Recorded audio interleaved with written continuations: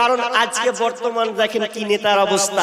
এ নেতা নয়, এ লেতা। লেতা A V লেতা, O V লেতা, vote V লেতা, সব কুছ লেতা। ছাড় ফাড় কে মূর্খে লেতা এর এই, তাই তো আজকে বর্তমান এরাই হচ্ছে নেতা। নেতার ব্যাপার আপনার কয়েকটা আপনাকে কথা বলো, তার আগে আরেকটা হাদিস বলি মিডিলে। হাদিসটা কি জানেন?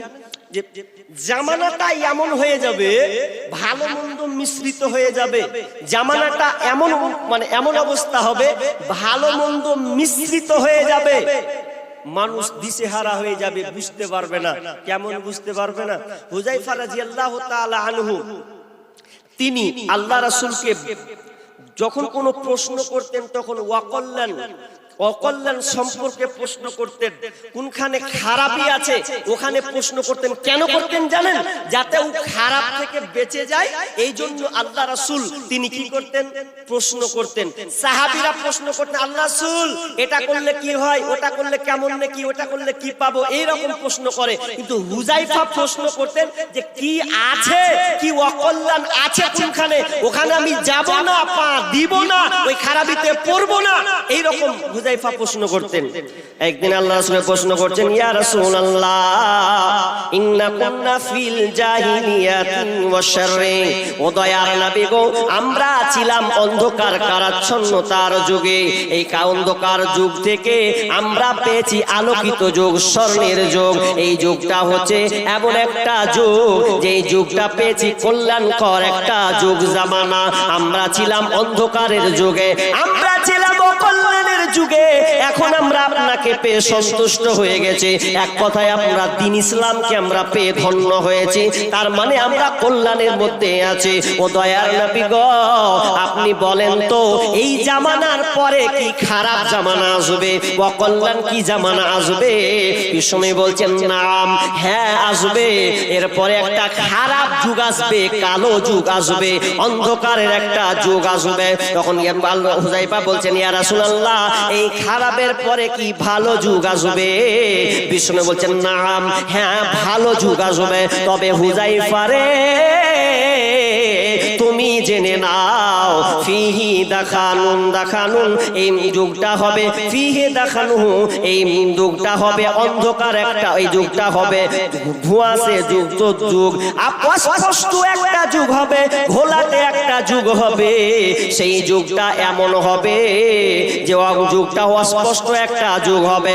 সাহাবী বুঝতে পারলেন না, ওয়ামা দাখানুহু ইয়া রাসূলুল্লাহ, এই অস্পষ্ট যুগটা কেমন, ধোঁয়াতে যুগ কেমন, অস্পষ্ট যুগ একটা কেমন, আপনি একটু বলে দিবেন। তখন বিশ্বনবী বলছেন, হুযায়ফা রে সেই জামানাটা হবে আমার আদর্শ ছেড়ে দিয়ে, আমার দ্বীন ছেড়ে দিয়ে, আমার সুন্নাহকে ছেড়ে দিয়ে মানুষেরা বিজাতির অনুসরণ করবে, বিজাতির আদর্শকে মেনে নেবে।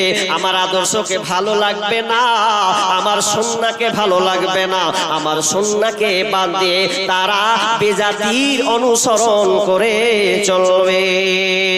এ করতে করতে আবার প্রশ্ন করছেন, ইয়া রাসূলুল্লাহ এরপরও কি খারাপ যুগ আসবে? বলছে হ্যাঁ খারাপ যুগ আসবে। সেই যুগটার মধ্যে ভালো মন্দ মিশে যাবে। ওই যুগটা এমন একটা যুগ হয়ে যাবে, এক প্রকার আলেম বের হবে, ওই আলেমরা মানুষকে জাহান্নামের দিকে ডাকবে, ও জাহান্নামে যাবে, শ্রোতা দর্শককে জাহান্নামে নিয়ে যাবে। এক প্রকার আলেম নেতা বের হবে, তারা মানুষকে জাহান্নামে নিয়ে যাওয়ার জন্য ডাকবে।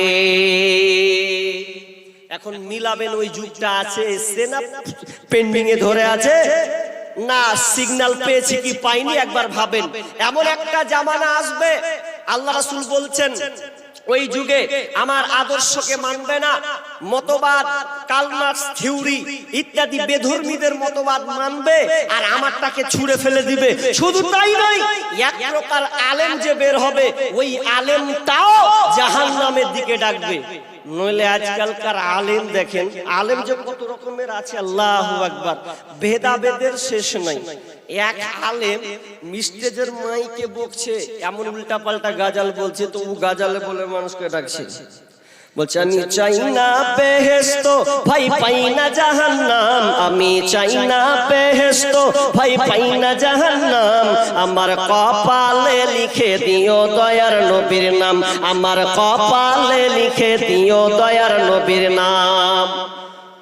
ও জাহান্নামকে ভয় করে না, ও জান্নাত পেতেও চাই না, জাহান্নামও ভয় করে না, ও জান্নাত পেতেও চাই না। কত বড় নিমহারাম দেখেন।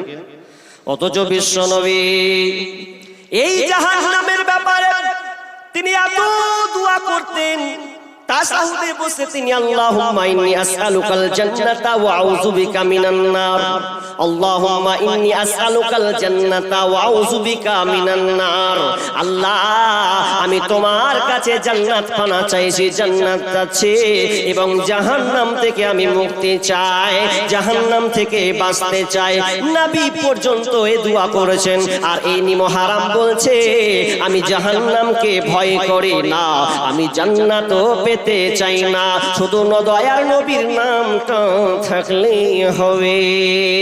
এই জন্য আর একটা হুজুরকে দেখছি, ও বলছে কেরামান কাতিবিন রোজ হাসরের দিন, কেরামান কাতিবিন রোজ হাসরের দিন আল্লাহকে করে যদি অভিযোগ, আমি বলবো দুনিয়ায় ছিলাম খাজা বাবার লোক, আমি বলবো দুনিয়ায় ছিলাম ন্যাংটা বাবার লোক। কত নিমহারাম, তুই ন্যাংটা বাবার লোক বলে তুই জান্নাত চলে যাবি? হ্যাঁ, তো আর একটা মৌলবি তখন ওকে পাল্টা জবাব দিয়েছে, এমন পাল্টা জবাব দিয়েছে ও জীবন আর বলবে না সামনে। হ্যাঁ, ও কেরামান কাতিবিন পাইবে যেই দিন, ও কেরামান কাতিবিন পাইবে যেই দিন, তোরা যারা ছিলি ন্যাংটা বাবার লোক, জুতা পিটাইয়া বলবে জাহান্নামে ঢোক, জুতা পিটাইয়া বলবে তোরা জাহান্নামে ঢোক। খুব পাইতারা করছিলি না? হ্যাঁ, খাজা বাবার লোক বলে তোরা জান্নাত লিবি, সহজ হয়ে গেছে? জি না, জাহান্নাম খুব খাতারনাক জায়গা। আলেমরা এই উল্টা পাল্টা কথা বলে মানুষের ঈমানকে তারা গোমরা করবে। জাহান্নামে ভয় করা উচিত ওই জালেমদেরকে, ওই রকম আলেমকে জাহান্নাম ব্যাপারে ভয় করা উচিত, কিন্তু ওরা না না মানুষকে জাহান্নামের দিকে আনবে। অথচ জাহান্নাম কি বন্ধুরে, ওয়াজিয়া ইয়াউমাইদিন বিজাহান্নাম, এই জাহান্নাম এমন একটি জাহান্নাম যেই জাহান্নামকে হাসরের ময়দানে যখন শিকড় দিয়ে টেনে আনা হবে ৭০,০০০ লাগাম থাকবে। এই ৭০,০০০ লাগামে প্রত্যেকটা লাগামে আবার ৭০,০০০ হাদিসে এসেছে ৭০,০০০ ফেরেশতা তাকে টেনে ধরবে। এত ভয়ঙ্কর জাহান্নাম। আপনার বাড়িতে যদি একটা বলদ থাকে, একটা গাই থাকে, আর গাইটা যদি ইড়ে টাইপের হয়, বদমাশ টাইপের হয়, তখন আপনি আপনার ওই মুখমণ্ডলে, ওই ষাঁড়টার মুখমণ্ডলে আপনি দড়ি দিয়ে পেঁচাল দেন বা শিকল দিয়ে আপনি বাঁধেন, যাতে বাঁধেন যাতে লাফাতে পারলে যেন ওকে আটকানো যায়, ধরা যায়। ঠিক তেমনি ভাবে এই জাহান্নামকে হাসরের ময়দানে সামনে টানা হবে, হাজির করা হবে। এই জাহান্নাম দেখে ওই বেঈমানেরা বলবে আমরা কেন কেন আমরা কিছু নিয়ে আসলাম না, কেন এখানে আমরা কিছু নেকি নিয়ে আসলাম না। সেদিন ওদের কোনো উপায় থাকবে না। এইরকম একটা জামানা আসবে। এখন আপনারা নিজেরাই বিবেচনা করেন, আপনারাই বিচারক। এখন বলেন বর্তমান প্রেক্ষাপট পরিস্থিতি দেখেন, ওই ধরনের আলেম আসবে না এসে গেছে? এখন হাজিরি দিয়ে দিয়েছে বাপ, ও হাজিরি মেরে দিয়েছে। এখন তাহলে এই জামানটা আবার কি হবে? এবার আবু হুরায়রা থেকে হাদিস পড়েছি, ইজা তুখিদাল ফাইয়ুদু ওয়ালান, যখন জনসাধারণের মাল নেতারা নিজেরা আত্মসাৎ করবে, নিজের মনে করে নেবে, জনসাধারণের মাল নেতারা যখন নিজেরা লুটে লুটে খাবে, তখন তোমরা জেনে নাও কিয়ামত সন্নিকটে। এখন এটা ঘটছে, তাই তো? খুব ঘটছে।